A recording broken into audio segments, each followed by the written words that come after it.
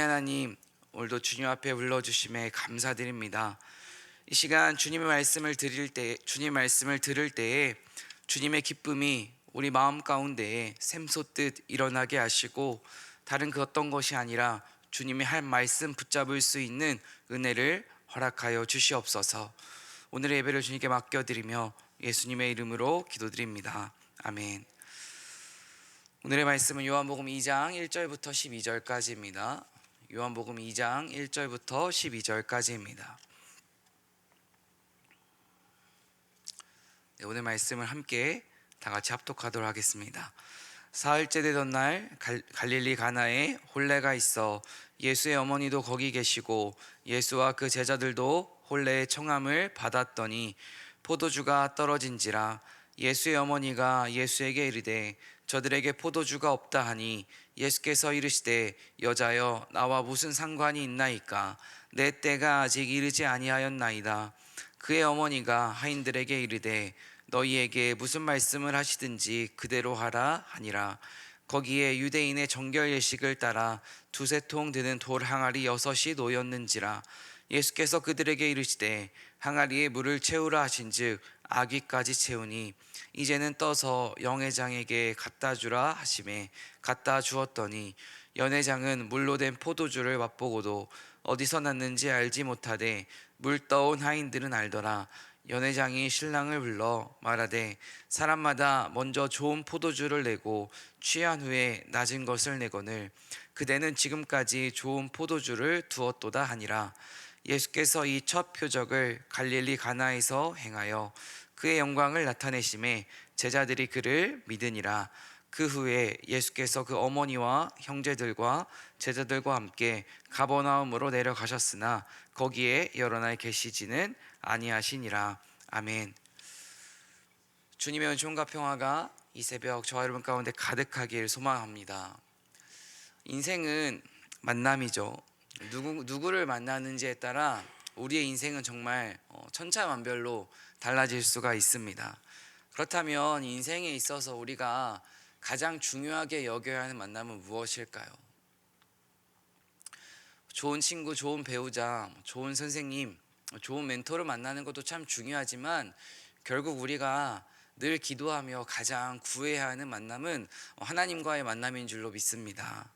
성경에 등장하는 수많은 믿음의 사람들은 결국 그들의 인생을 살펴보면 하나님을 만났고 아니면 하나님의 음성을 들었거나 아니면 말씀을 통해서 또 예수님을 통해서 그들의 삶이 엄밀히 말하면 그들의 생각과 행동과 언어가 가치관이 변했습니다.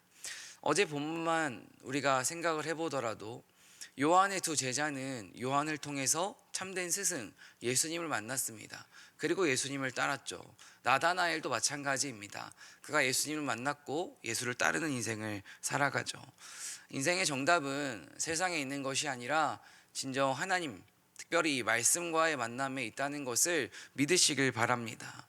오늘 우리는 물이 포도주로 변하는 말씀을 만납니다. 그렇다면 하나님께서는 물이 포도주로 변하는 이 말씀을 통해 반드시 우리에게 하시고자 하는 말씀이 있다는 것입니다.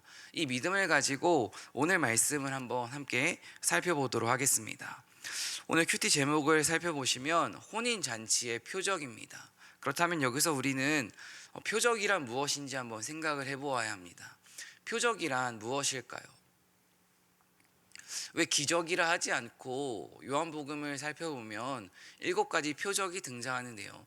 이 표적이란 어떠한 의미가 있을까요?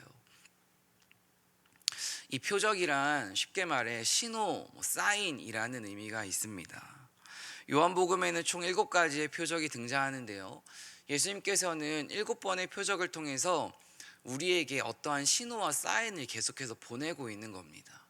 한마디로 예수님께서는 7가지 표적을 통해 우리에게 무엇을 사인을 보내고 계시냐?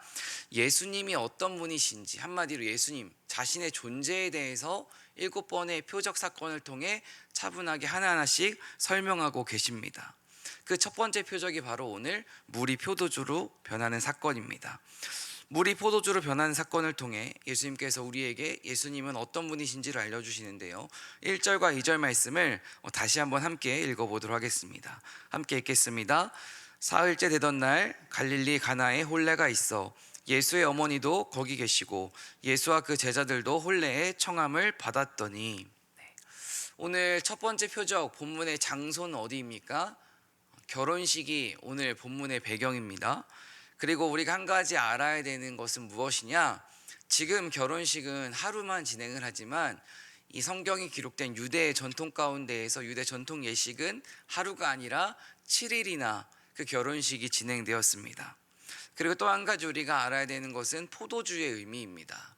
당시 결혼식에서 포도주라는 것은 기쁨과 축복과 풍요를 상징하는 음료입니다. 한마디로 결혼식에 빠져서는 안 되는 음식이 바로 이 포도주라는 존재입니다. 그런데 큰 문제가 생겼습니다. 3절 말씀 함께 읽겠습니다. 포도주가 떨어진지라 예수의 어머니가 예수에게 이르되 저들에게 포도주가 없다 하니. 지금 결혼식에 빠져서는 안 되는 그 포도주가 떨어졌습니다. 그렇다면 이 포도주가 떨어졌다는 것을 조금 더 깊이 살펴보겠습니다. 이 포도주가 결혼식에 없다는 것은 그냥 죄송하다라고 말할 수 있는 문제가 아닙니다. 그냥 가볍게 넘길 수 있는 사건이 아니라는 것입니다. 결혼식에 포도주가 떨어졌다는 것은 그 결혼식에 온 손님들한테 이게 뭐야, 조롱과 무시와 멸시를 당할 수 있는 사건이 바로 포도주가 떨어졌다는 사건입니다. 제가 작년에 장례식이 있어서 나주에 다녀온 적이 있습니다. 처음 나주를 가봤는데요. 나주 장례식에 가니까 장례식에 홍어가 올라오더라고요. 그리고 나서 그 장례식을 치르는 그분한테 들은 이야기가 있습니다. 전라도에서는 잔치상에 홍어가 빠지면 손님들을 대접하는 게 아니라고 합니다. 아무리 힘들어도 빛을 내서라도 홍어만큼은 전라도 잔치상에 꼭 있어야 한다고 합니다. 그럼 지금 이 결혼식에 그 꼭 있어야 하는 홍어, 그 홍어가 없다는 것을 우리가 생각을 해볼 수가 있습니다. 포도주가 떨어졌다는 것은 정말로 이 결혼식에 온 손님들한테 정말 그들의 마음에 불편함을 줄 수 있는, 축복을 받아야 하는 그 자리 가운데에서 손가락질을 받을 수 있는 그 사건이 바로 포도주가 떨어졌다는 것입니다. 오늘 말씀을 준비하면서 제 마음 가운데 이러한 질문이 찾아왔습니다. 결혼식을 어떻게 준비한 거지?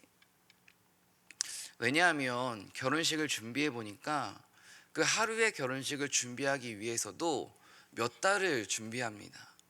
신랑과 신부만 그 결혼식을 준비하는 게 아니라 신랑의 가족과 신부의 가족도 그 결혼식을 위해서 정말 많은 것들을 꼼꼼하게 준비합니다. 그러면 오늘 본문을 우리가 생각해 보면 이 본문에 결혼식을 치른 이 주인공들도 가족들도 포도주가 떨어질 것을 예상하지 못했을까요?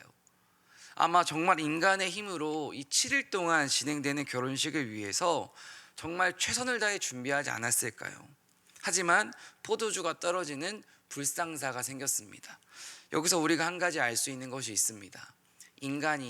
사람이 아무리 열심히 무엇인가를 준비해도, 아무리 최선을 다해서 무엇인가를 노력해도, 아무리 조심하고 아무리 매달려도 우리의 인생 가운데에는 불상사, 포도주가 떨어지는 것만 같은 인생의 고난과 어려움은 갑자기 찾아올 수 있다는 것입니다.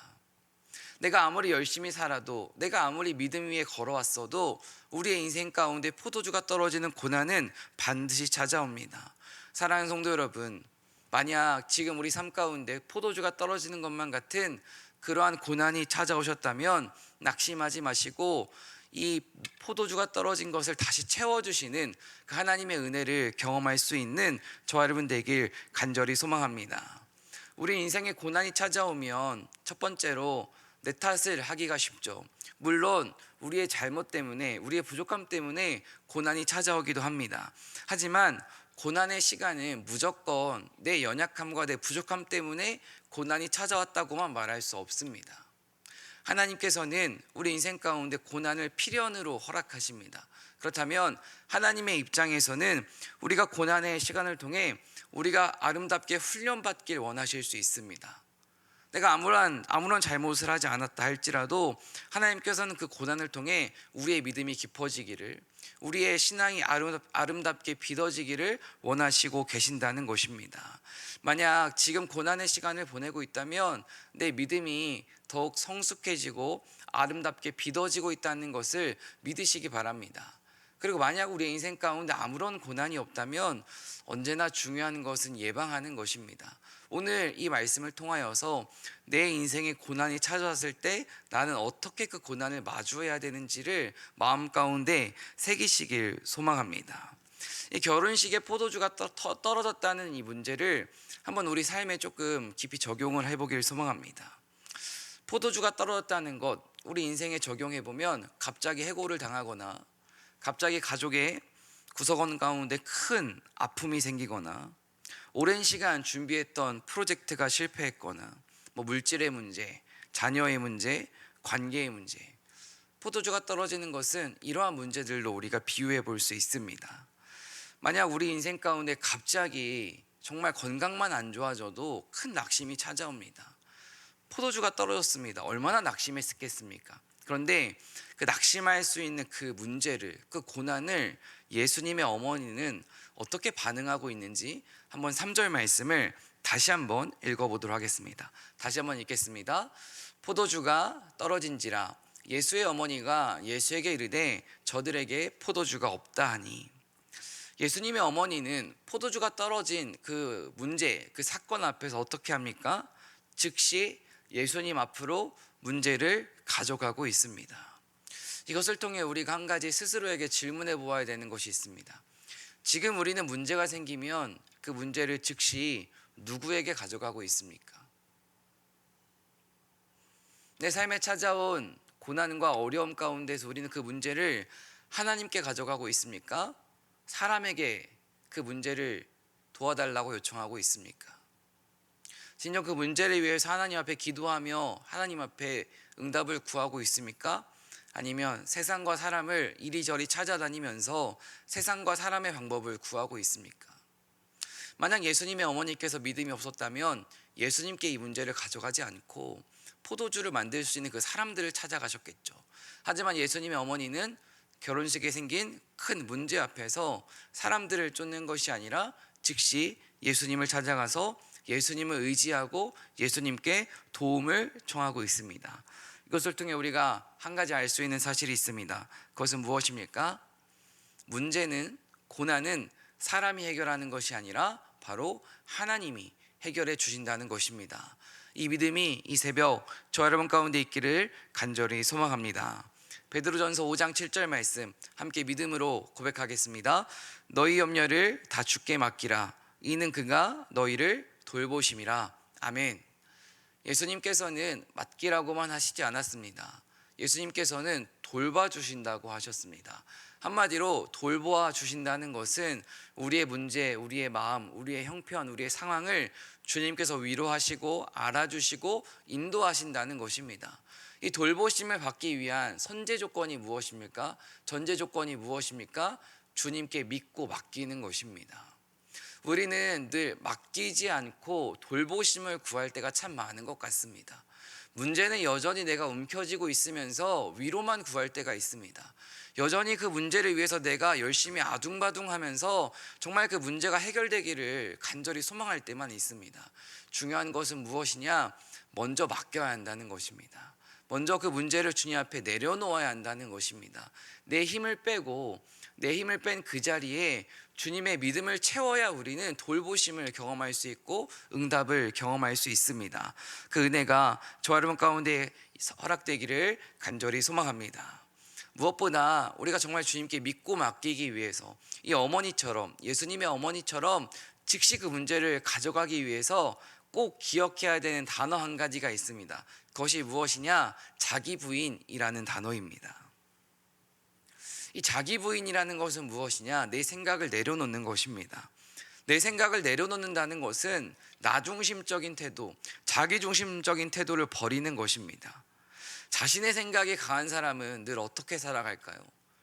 자기중심적인 생각이 강한 사람, 자아가 강한 사람은 어떠한 자세와 태도로 살아가느냐? 그 사람의 삶을 보면 언제나 다른 사람을 향한 배려보다 자신을 중심으로 말과 행동과 생각과 결정이 다 이루어집니다. 한마디로 자기 고집, 자기 경험, 자기 지식, 자기 지혜를 가지고 모든 것들을 판단하고 모든 것들을 결정합니다. 반대로 하나님 중심적인 사람은 어떻게 살아갑니까? 내 지식, 내 경험, 내 지혜가 아니라 하나님의 말씀, 오늘 허락하신 그 뜻, 지난 주일 말씀을 붙잡고 내 생각보다 하나님의 말씀을 앞세우면서 하나님이 원하시는 말, 하나님이 원하시는 행동, 하나님이 원하시는 생각을 중심으로 살아가는 게 바로 하나님 중심적인 삶의 태도입니다. 그렇다면 우리가 주님의 응답을 경험하기 위해서는 결코 나 중심적으로 살아갈 때 우리는 주님의 은혜를 누릴 수가 없습니다. 그래서 예수님은 제자들에게 이렇게 말씀하시죠. 아무든지 나를 따라오려거든 자기를 부인하고 자기 십자가를 지고 나를 쫓을 것이니라. 이것을 구체적으로 이 삶 가운데 적용해 보면 너희가 부모로서 너희 가정 가운데에서 주님을 진짜 따르는 부모가 되고 싶으면 너를 부인해. 엄마로서 너를 부인하고 아빠로서 너를 부인하고 지금까지 네가 가지고 있던 고정관념, 세상으로부터 가치관으로 영향받은 생각들 다 부인해야 돼. 세상이 알려주는 지식과 세상의 소리들을 다 부인해야 돼. 그래야 아름다운 부모가 될 수 있어. 아름다운 교사가 될 수 있어. 참된 제자가 될 수 있어 라고 말씀하신다는 것입니다. 예수님을 믿고 따른다는 것은 무엇입니까? 날마다 주일만 은혜 받았을 때만이 아니라 날마다 그날 말씀을 붙잡고 내 생각, 내 의지, 내 행동 그것을 내려놓고 하나님의 말씀을 의지하는 것, 이게 바로 나를 부인하고 십자가를 쫓아간다는 것입니다. 예수님을 따르고 계십니까? 아니면 나를 따르고 계십니까? 예수님을 따르고 계십니까? 아니면 세상을 따르고 계십니까? 여전히 인간은 연약하기 때문에 주님의 은혜가 없으면 세상을 따라갈 수밖에 없습니다. 오늘 새벽에도 주님의 은혜를 구하며 정말 내가 맡겨야 하는 문제는 주님께 온전히 맡기고 나의 자아는 십자가에 못 박고 주님을 따라갈 수 있는 저와 여러분 되길 간절히 소망합니다. 3절과 5절 말씀을 보겠습니다. 3절과 5절 말씀을 보면 이제 예수님의 어머니가 예수님에게 포도주가 없다고 떨어졌다고 말씀하시고 예수님께서는 여자여 나와 무슨 상관이 있나이까 내 때가 아직 이르지 아니하였나이다 말합니다. 그리고 예수님의 어머니께서는 그의 어머니가 하인들에게 이르되 너희에게 무슨 말씀을 하시든지 그대로 하라 아니라 이렇게 말씀하십니다. 그런데 이 3절부터 5절까지의 말씀을 한번 그냥 단순하게 지금 부모와 자녀와 대화로 한번 각색을 해보면 아들 집에 포도주스가 떨어졌네, 포도주스가 없어 도와줘 라고 하니까 아들이 어머니에게 어떻게 말합니까? 어머니라 하지도 않죠. 여자여 그게 포도주가 떨어진 게 나와 무슨 상관이 있습니까? 라고 대답을 합니다. 그냥 단순하게 한번 생각을 해보았습니다. 지금 만약 내 자녀가 내가 어떠한 부탁을 했을 때 그게 나와 무슨 상관이 있습니까? 라고 반문을 한다면 우리 마음에 어떠한 감정이 올라올까요? 얘는 왜 이렇게 말을 이쁘게 하지 않지? 분노가 치밀어 오르지 않을까요? 어떻게 순종하지 않지? 아마 지금 우리의 자녀들이 우리가 어떠한 것을 부탁했을 때 그것에 대해서 정말로 우리가 원하는 반응을 하지 않으면 부모의 입장에서는 마음에 분노가 치밀어 오를 수밖에 없습니다. 저는 오늘 말씀을 묵상하면서 예수님의 어머니도 사람이라는 것에 집중을 해보았습니다. 예수님의 어머니는 신이 아닙니다. 사람입니다. 사람이라는 것은 우리가 느끼는 감정들을 똑같이 느끼고 있다는 것입니다. 우리가 우리의 자녀들을 보면서 느끼는 답답함, 걱정, 초조함, 두려움을 똑같이 느끼고 있다는 것입니다. 그런데 어떻게 예수의 어머니는 예수님의 말씀을 듣고 그대로 그래 알겠다 하인들에게 예수님이 하라는 대로 해라 이렇게 말씀하실 수 있었을까요? 저는 예수님의 어머니 마리아의 인생을 다시 한번 성경을 통해 살펴보았습니다. 예수님의 어머니 마리아는 가브리엘 천사로부터 너의 아들은 하나님이 보내주신 하나님의 아들이라는 그 예언을 들었죠. 그리고 또 마리아는 예수님이 자라는 모습을 가까이에서 보면서 정말 보통 사람이 아니라 하나님의 아들이구나를 직접 경험했습니다. 그리고 누가복음 2장 19절 말씀인데요. 한번 함께 읽어보도록 하겠습니다. 함께 읽겠습니다. 시작. 마리아는 이 모든 말을 마음에 새기어 생각하니라. 마리아는 어떤 사람이었냐면 마리아는 모든 말씀을 마음에 새기고 마음에 생각했던 사람입니다. 이것을 세번역으로 보니까 말씀을 마음에 고이 간직하고 곰곰이 되새겼던 사람, 이렇게 기록이 되어 있더라고요. 저는 마리아는 어떤 사람이었냐? 마리아는 문제 앞에서 그 문제를 새기어 생각하는 사람이 아니라 하나님이 어떤 분이신지 말씀을 마음에 새기고 깊이 생각했던 사람이기 때문에 문제 앞에서 예수님의 말씀에 온전히 순종할 수 있었다라고 생각을 해보았습니다. 사랑하는 성도 여러분, 우리가 문제 앞에서 하나님을 묵상하기보다 문제를 묵상하면 분노할 수밖에 없고 두려워할 수밖에 없고 낙심할 수밖에 없습니다. 중요한 것은 무엇이냐? 문제보다 크신 그 하나님을 묵상하는 것인 줄로 믿습니다. 지금 우리는 문제 앞에서 그 문제를 묵상하고 있습니까? 아니면 문제보다 크신 그 하나님을 묵상하고 계십니까? 만약 여전히 문제보다 크신 하나님을 묵상하지 않고 문제를 묵상하고 있다면 우리는 이제까지 늘 넘어진 것처럼 똑같이 넘어질 수밖에 없습니다. 정말 오늘 말씀을 통하여 다시 한번 문제보다 크신 그 하나님을 깊이 생각하며 언제나 문제 앞에서 우리의 문제를 하나님 앞으로 가져갈 수 있는 저와 여러분 되길 간절히 소망합니다. 다시 오늘 본문으로 돌아오면 나를 묵상하고 포도주가 떨어진 것만을 계속해서 묵상하면 절대 슬픔이 기쁨으로 바뀌는 잔치를 경험할 수 없다는 것입니다. 슬픔이 잔치로 변하기 위해 우리가 첫 번째로 기억해야 되는 것이 무엇이냐? 그 포도주가 떨어진 것을 묵상하는 것이 아니라 포도주를 채워주실 수 있는 그 하나님을 깊이 묵상하는 것입니다. 정말 문제 앞에서 문제보다 크신 하나님의 말씀을 깊이 생각할 수 있는 그 은혜가 이 새벽 저와 여러분 가운데 허락되길 간절히 소망합니다. 4절 말씀 함께 읽어보도록 하겠습니다. 함께 읽겠습니다.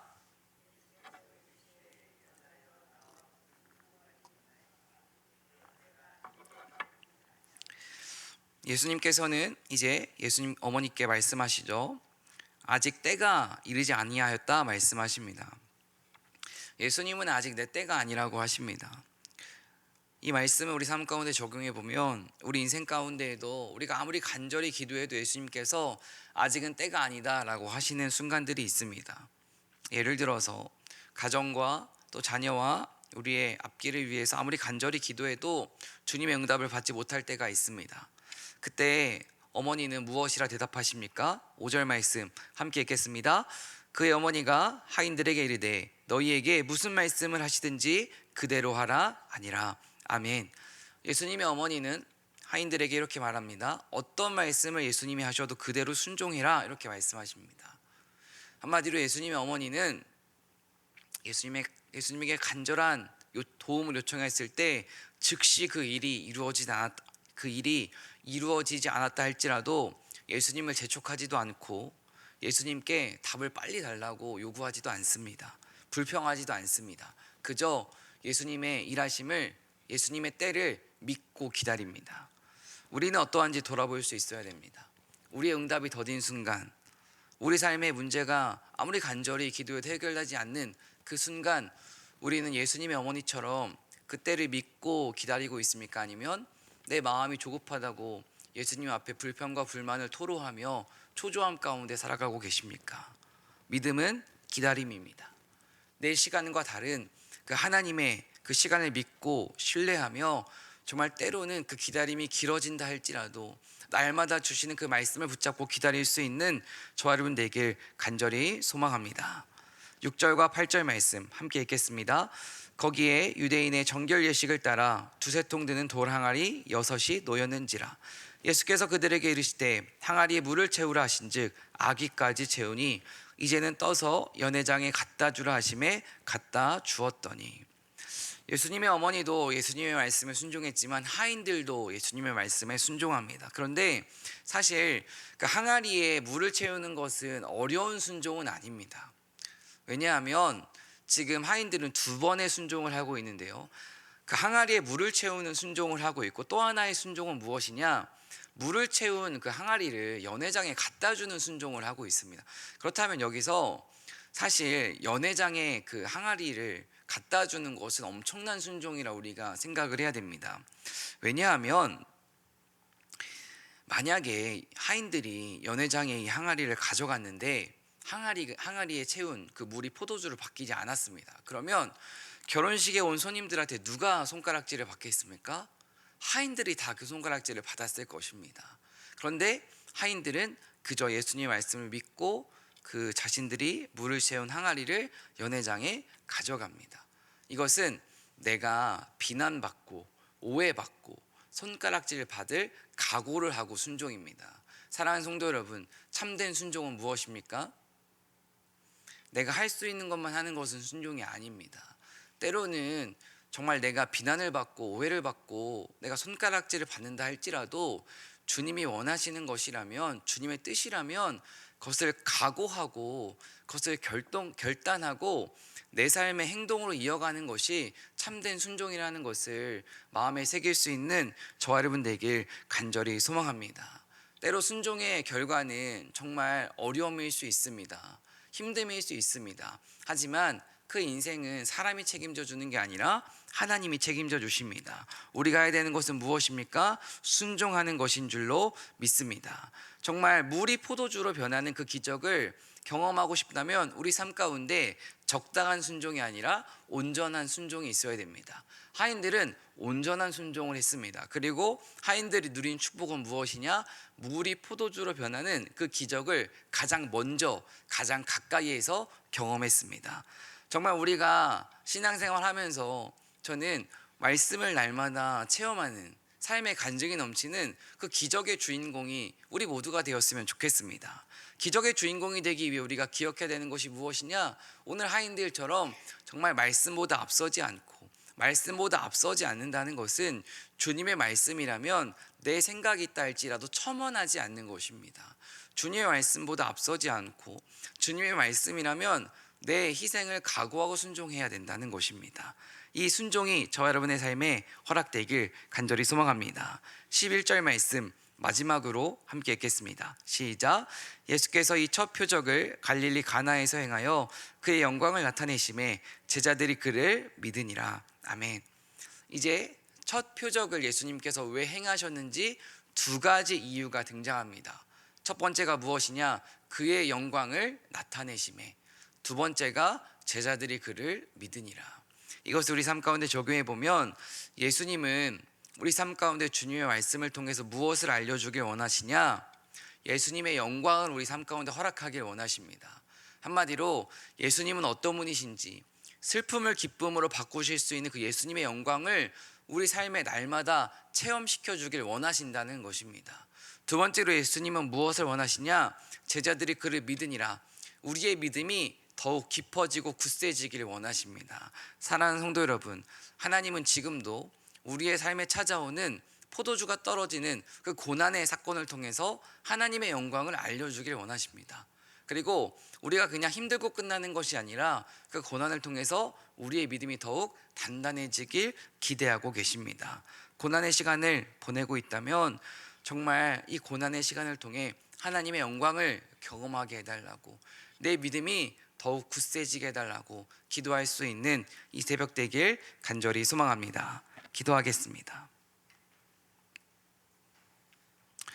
사랑과 은혜 하나님, 가나안 혼인잔치에서 물이 포도주로 변한 것은 단순한 문제 해결이 아닙니다. 물이 포도주로 변했다는 것은 슬픔이 기쁨으로 바뀐 것이고 눈물이 감사로 변한 것입니다. 무엇보다 인간의 힘으로는 구원을 받을 수 없는 그 역사가 일어난 것이 오늘 물이 포도주로 변한 사건입니다. 오늘 물이 포도주로 변한 것처럼 우리 삶 가운데 찾아온 수많은 고난과 슬픔 앞에서 하나님의 은혜를 경험할 수 있는 그 은혜를 이 새벽 우리 모두에게 허락하여 주시옵소서. 언제나 문제를 묵상하는 것이 아니라 문제보다 크신 하나님을 묵상하게 하시고 말씀보다 앞서지 않게 하시며 언제나 우리의 자아를 십자가에 못 박을 수 있게 하여 주시옵소서. 고난 가운데에 정말 낙심하지 않게 하시고 하나님의 영광을 볼 수 있게 하시고 우리의 믿음이 더욱 깊어지게 하여 주시옵소서. 이 새벽 간절한 기도 제목과 함께 주님 앞에 귀한 예물 올려드립니다. 주님, 이 기도 제목 가운데에 주님의 은혜와 평안과 인도하심을 허락하여 주시옵시고 무엇보다 이들의 삶 가운데 주님의 응답을 하나님의 때에 하나님의 방법으로 허락하여 주시옵소서. 오늘 하루 우리의 삶을 주께 맡겨드립니다. 우리의 말과 생각과 행동을 주님께서 다스려 주시고 주님께 다스림 받는 그 인생이 가장 아름답다는 것을 다시 한번 경험하는 오늘 하루가 되게 하여 주시옵소서. 오늘 하루의 삶을 주께 맡겨드리며 예수님의 이름으로 기도드립니다. 아멘.